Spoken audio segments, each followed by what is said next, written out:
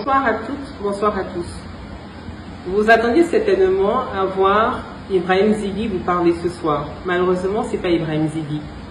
Ce n'est que moi, Madame Aja Nadjani Bamba Gbagbo. Je suis entourée par Maître Tapi Sylvain et par la mère biologique d'Ibrahim Zighi. Nous avons décidé de vous parler ce soir, mais nous avons choisi les canaux de communication de Zighi parce qu'il n'y a pas meilleur que ces pages Facebook, TikTok, pour que vous puissiez avoir de ces nouvelles. Sans plus tarder, je vais demander à Maître Tapi de vous donner les nouvelles fraîches de notre fils, de votre ami, de votre frère, Ibrahim Zighi. Maître Tapi. Merci beaucoup, madame.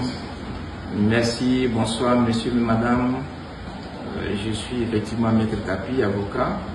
Vous vous rappelez certainement, hier vendredi 5 septembre 2025, à la demande de la famille, nous avions déposé une plainte au bureau du procureur pour enlèvement, séquestration et détention illégale.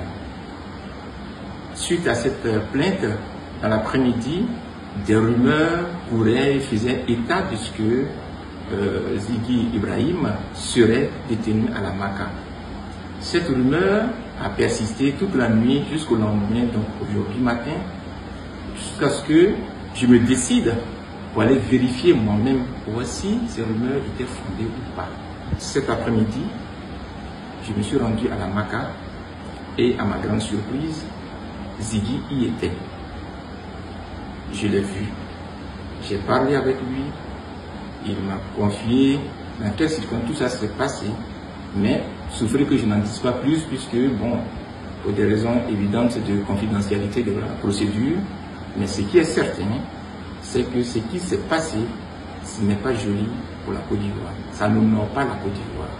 Donc, dès lundi, je me rendrai au bureau du procureur pour lui demander de libérer purement et simplement Zighi parce qu'aucune procédure n'a été respectée. Je tenais à vous le dire. Je te remercie, maître. Nous allons passer aussi la mère d'Ibrahim Zighi qui a un message aussi à vous transmettre. Maman Samo, moi c'est comme ça que je vous appelle. Maman Samo. Je remercie tous les Ivoiriens. Je vous remercie. Tous les Ivoiriens de tous les pays aussi.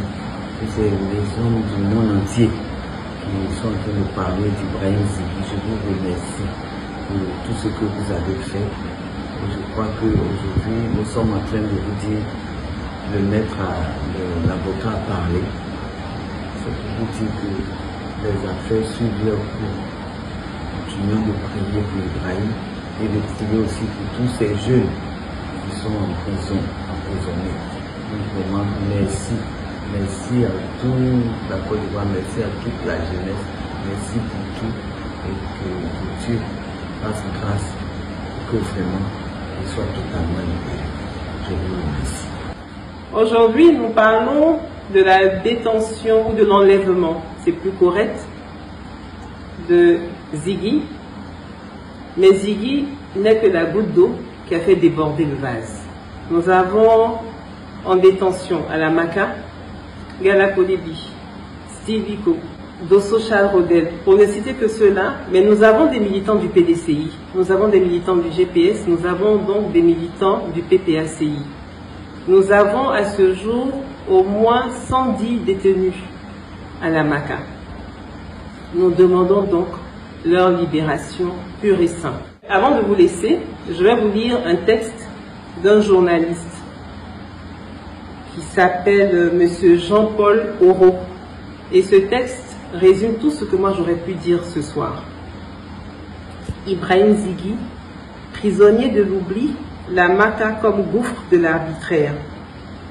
Ibrahim Zighi est détenu à la Maka, pas jugé, pas entendu, pas même informé. On ne sait ni pourquoi il a été arrêté, ni par qui. On ignore ce qu'on lui reproche. Et depuis son incarcération, ni sa famille, ni son avocat n'ont pu le voir.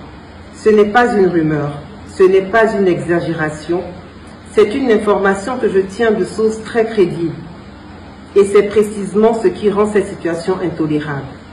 Comment peut-on, dans un État qui se réclame de la justice et du droit, accepter qu'un homme soit privé de liberté sans procédure, sans transparence, sans accès à la défense? La Maka, Censée être une maison d'arrêt et de correction, devient ainsi le symbole d'une dérive inquiétante, celle d'une détention sans visage, sans voix, sans droit. Ce n'est pas seulement une atteinte aux libertés fondamentales, c'est une négation pure et simple de la dignité humaine. C'est le reflet d'un système qui se permet de faire disparaître des individus dans le silence, comme si leur existence pouvait être suspendue sans conséquence. Ibrahim Zighi n'est pas un nom parmi d'autres, c'est un homme, un citoyen, un être humain. Et aujourd'hui, il est enfermé sans explication, sans recours, sans justice. Nous ne pouvons pas détourner le regard. Nous ne pouvons pas laisser l'oubli faire le travail de l'oppression. Nous devons exiger des réponses, exiger la vérité, exiger le respect des droits les plus élémentaires, car aujourd'hui c'est Ibrahim Zighi, demain ce pourrait être moi.